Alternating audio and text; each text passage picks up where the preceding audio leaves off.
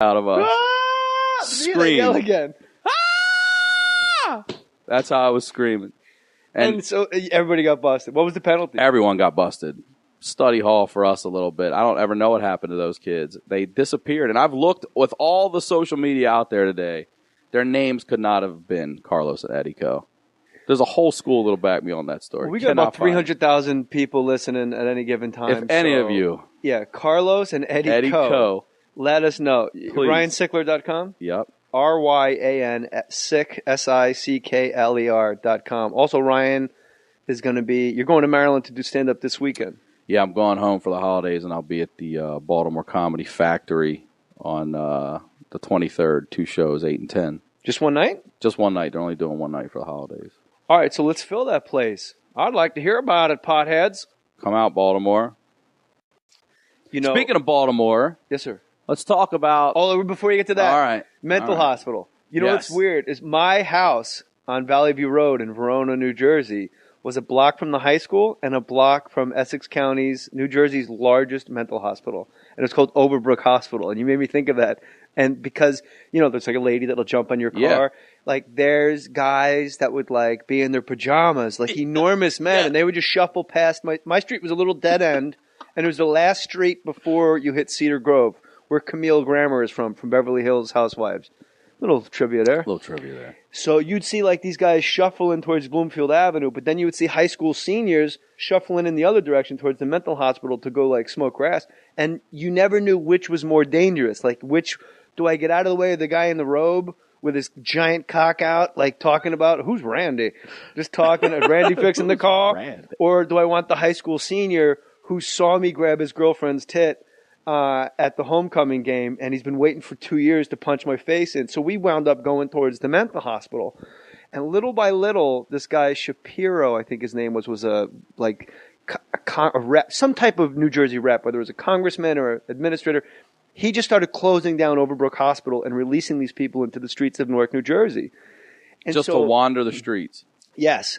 And there was an entire tuberculosis ward on top of the Watchung Mountain that was empty, and we used to all go up there in high school because they cleared that shit out. They left files, they left brains in jars, kidneys. You could see the chapel, and people would spray paint like 666 and upside down pentagrams in the chapel. There's one in Maryland, same thing. And we'd all go up there. And all toe tags in there and everything still. Yeah. And the thing was, you'd go up there with like sticks and your father's BB gun and knives and a baseball bat, and you'd walk around because the game was you had to get up there before kids from other schools or other crews from your school got there, and then you would jump out and scare the shit out of everybody. So there was like 8 of us, and we're carrying bats and knives and BB guns, and Billy Marolis was so crazy. He was just like, I'll fucking kill anybody. Like he didn't have any weapons. And we'd go into the chapel, and it's like really spooky, man. You're up there.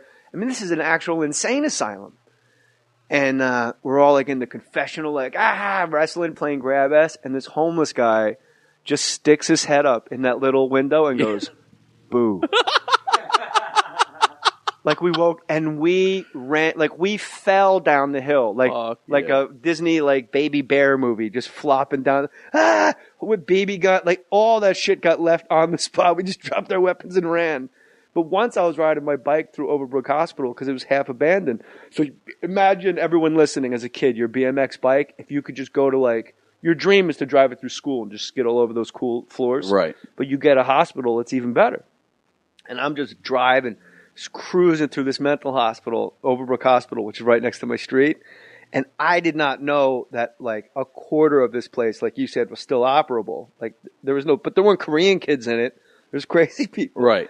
And I turned the corner on my bike, and there's 2 like 12-year-old black girls, and they're twins, identical twins, wearing like weird like Shining dresses. I was gonna say this is, and I was like exactly like The Shining, but they weren't down the fucking hall. They were like from me to you. Like I just go, and as I turned the corner, it's like they were waiting for me, and in unison they go, "We live in a crazy house, but we ain't crazy." and I put the bike down like. And I slide on my thigh. My bike tires, my BMX, red line. That was a sweet bike. I missed that bike. I missed that bike, bro. That thing weighed like 2 pounds, that bike. My tires hit their like patent white shoes. And I just like run, like pulling my my handlebars, and I'm like, ah! In unison. And it's one of those things where like everything was completely sloped. So like the first floor on the front of the building was like the 5th floor in the back of the building because it was a giant hill. It was on the Watchung Mountain. So I'm coming down the hill, just pedaling. You know you're scared when you're pedaling downhill, like, ah! And then I look behind me, and up on the 5th floor are there 2 heads. And they look just like Penny from Good Times. And they're both heads are in the window. And they look down, and they know which, that freaks me out to this day, that they knew my route home. I could have went out the front to Fairview Avenue and busted it. No, I had to loop back around to hit the tracks to go around the community pool. And they waited, and I look over my shoulder, and they go, we live in a crazy house, but we ain't crazy. Man, you could really get a lot done as a child if you live next to a mental hospital. Man, I have a cousin who's a paranoid schizophrenic. Do you have one of those in your family? I don't think so. No, he's I want to say he's in his 50s now. This dude's, I mean, for real. He's now actually in a mental hospital in Maryland, but that's unfortunate. Yeah. Is it like is it a good one, or they just chain him to the radiator and he rocks back and forth? It's a good one, but it's just sad, you know, when you see the people in there because they're literally crazy. But this dude is, I tell Segura all the time, he's like, he believes when he used to have, I used to go see him for Christmas, like me and my 2 brothers and my 3 cousins would go visit him. We would take like a plate of food over to him, and we'd usually take like a joint and a couple of beers, and we'd just drink with him. What the hell's wrong? Smoke him out a little bit, right? Paranoid, and you give him We're trying to calm him down. Yeah, it's worse. So then we drive back to our aunt's house in Highlandtown in the city, and in between leaving his place and her place, which is 5 minutes, he's already called and said, they came over and gave me the food, and they got me high, and they gave me a bunch of beer. And we get there, and my grandmother and her sisters are just ripping into us like, what are you doing? And we just always put that angle on. I'm like, are you seriously going to believe a crazy person?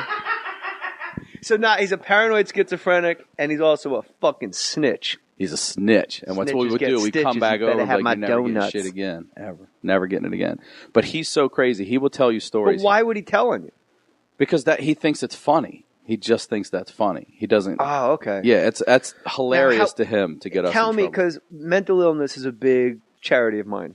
Because there's a lot of people out there like panic disorder, which I wrote about, and gasping for airtime. I've read, yes. And like there is a lot of people out there like gripping like schizophrenia, borderline personality disorder, like, and there is a progression. Like this guy probably at like 10, 11, or 12 was just like that hyper kid where you're like, oh, Jesus, this cousin again makes us a little nuts. Well, he's older. My father used to tell us all the time he was great at lacrosse. Hopkins was looking at him, Syracuse. He was really good, athletic. He was a black belt, and then he just started taking way too many drugs, loved acid. He put himself into it. It wasn't something. What did you say? He made himself crazy. It's not hereditary. No one else has it. He's the only one. You have to really push through to make yourself crazy from acid. Like that really takes an extraordinary amount of I don't know how I even dedication, but like morbid dedication. Because Carlin had that great. He was on Larry King once talking about, and we know Kelly Carlin, our homegirl, is probably listening to us right now. I love. You should do her podcast. She's great. Yeah, she's awesome, bro. Her and her husband Bob. So big shout out to Kelly. Rain Pryor was listening. That was a good time. We were talking about transcendental meditation and shit. We broke it down, bro. Anywho, George Carlin said on Larry King, he goes, acid, you don't need to make illegal because acid is a self-limiting drug. You do acid, you do acid, you do acid. And then one day you do acid, you go to a concert. In the middle of the concert, your brain goes, don't ever do this again. And that's it. Like you're done forever. So to ignore that and just keep going. It's not like smoking a joint or taking a drink where you get buzzed and you sleep it off. Like it's a day and a half of shenanigans and then searing, stabbing stomach pain. You ever take acid? No. It's horrible. Never. Shrooms, but not acid. I know, Matt Cohen probably had great acid trips. But I did it and it was just like, this is fucking terrible. What if I stay like this? And once because there was a guy on Bleecker Street, Mike, next to the Comedy Cellar, and they say he was an older cat. He had like real cool, like, hair, like almost, he was just an old guy and he just still dressed cool, but he couldn't stop talking to himself and he knew your name and stuff. when you go to the cellar and you go, hey, Mike, he goes, hey, how are you, man? I never got that lobster from Maine. And he would just go, I'm not even doing him justice because what he said was so other level, like that brilliant, and you're like, how do they string this shit together? And then as soon as I would talk crazy back to him, he would wave me off like, don't do that shit, man. Like he knew that I was talking crazy to him. But they said that Mike and all the comics know him, like Quinn and, Norton, like everyone that ever has been to the cellar, Gary Goldman, you'd see this guy, but they said back in the day, like a Cafe Wah, he was like the white Hendrix. He was the guy. And he just blew his brains out on acid. And he just came. So when I did acid, I knew this man that blew his brains out on acid. So as soon as I started, like I would close my eyes and I would see Joe Camel. I could not see Joe Camel. And I was like, oh my God, like what if I stay like this? And every time I close, as soon as you say, what if I stay like this, that shit is over. It is. Yes. See, I've never Mushrooms, you don't think that. I've had him as, he's done every drug that's out there. And I've had him as basically, cousin. Yeah, he's been the litmus test for all of us. Like, that's what that does to you? I'm cool. But he'll tell you, he believes that at night, doctors will break into his apartment and they'll drop liquid acid in his ear. Yeah, that's kind of stupid. And they'll take stupid meaning sad, not. Yeah.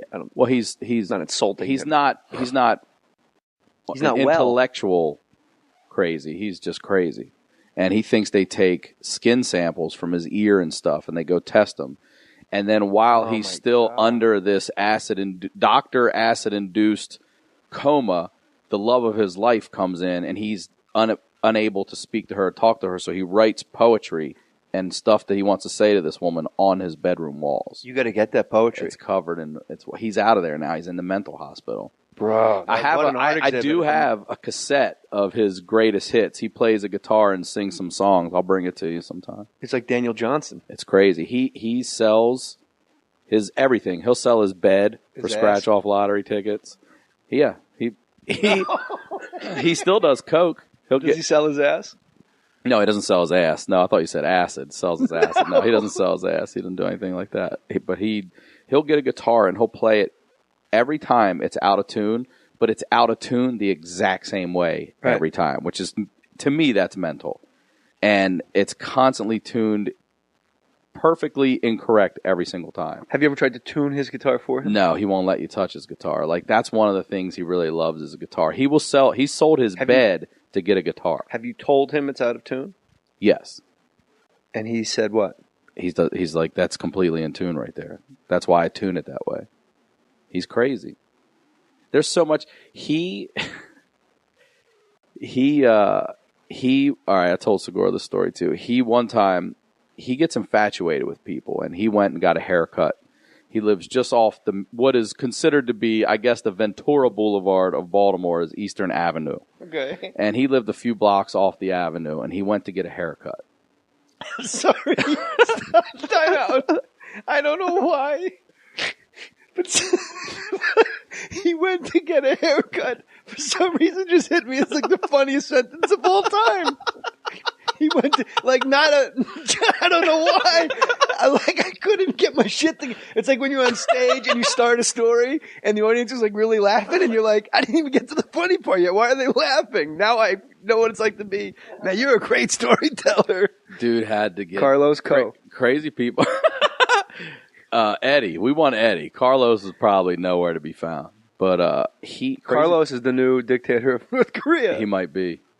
You see that big fat baby face, tiny hand, and his mouth looks like a cat anus? No, he'll be perfectly rational when he gets to the UN. He'll be a regular guy. All he's done his whole life is go, my father does shit all fucked up. When I get him, I don't know what accent that was. I don't know. That definitely was not. Motherfuck you. So he went to get a haircut. Went to get a haircut. God, a haircut's funny. Crazy people need haircuts, and he knew he needed one. So he goes to get a haircut. And this girl cuts his hair, and her name is Carissa, but he's got a hardcore Baltimore accent. And when he says her name, it just comes out Chrissa. So she cuts his hair, and he's crazy, so he falls in love with her and thinks that this exchange is more than just a haircut. So he goes right home. It's the gift of the Magi. Yes. And he writes her a song on his acoustic guitar. And it goes a little something like... But before that, I'm going to give you some lyrics. He then decides, like, what a sweet gesture it would be if I take my guitar up to her shop and stand in front of the shop and perform this song for her and profess my love. So I went home and wrote this about this haircut experience. His out-of-tune guitar. Completely out of tune. So he gets up and he goes out and he stands out in front of the store and he starts strumming. And he starts off and he's like, Chris, I love you. Chris, I need you. And then he hits the main lyrics. He's like, Chris, don't cry because I'm out of us. Scream. Yell again. That's how I was screaming. And so everybody got busted. What was the penalty? Everyone got busted. Study hall for us a little bit. I don't ever know what happened to those kids. They disappeared. And I've looked with all the social media out there today. Their names could not have been Carlos and Eddie Co. There's a whole school that'll back me on that story. We got about 300,000 people listening at any given time. If any of you. Yeah, Carlos and Eddie Co. Before you hit Cedar Grove, where Camille Grammer is from Beverly Hills Housewives. Little trivia there. So you'd see like these guys shuffling towards Bloomfield Avenue, but then you would see high school seniors shuffling in the other direction towards the mental hospital to go like smoke grass. And you never knew which was more dangerous. Like which, do I get out of the way of the guy in the robe with his giant cock out, like talking about, who's Randy? Just talking, is Randy fixing the car? Randy? Or do I want the high school senior who saw me grab? Yes, sir. Let's talk about... before you get to that. All right. Mental hospital. You know what's weird is my house on Valley View Road in Verona, New Jersey, was a block from the high school and a block from Essex County's, New Jersey's largest mental hospital. And it's called Overbrook Hospital. And you made me think of that. And because, there's like a lady that'll jump on your car. Yeah. Like there's guys that would like be in their pajamas, like enormous men. And they would just shuffle past. My street was a little dead end. And it was the last street. Let us know. Please. RyanSickler.com? Yep. RYAN Sick SICKLER.com. Also, Ryan is going to be. You're going to Maryland to do stand up this weekend. Yeah, I'm going home for the holidays, and I'll be at the Baltimore Comedy Factory on the 23rd. 2 shows, 8 and 10. Just one night? Just one night. They're only doing one night for the holidays. All right, so let's fill that place. I'd like to hear about it, potheads. Come out, Baltimore. Speaking of Baltimore, I have his girlfriend's tit at the homecoming game, and he's been waiting for 2 years to punch my face in. So we wound up going towards the mental hospital. And little by little, this guy Shapiro, I think his name was a rep, some type of New Jersey rep, whether it was a congressman or an administrator. He just started closing down Overbrook Hospital and releasing these people into the streets of Newark, New Jersey. And just to wander the streets. Yes. And there was an entire tuberculosis ward on top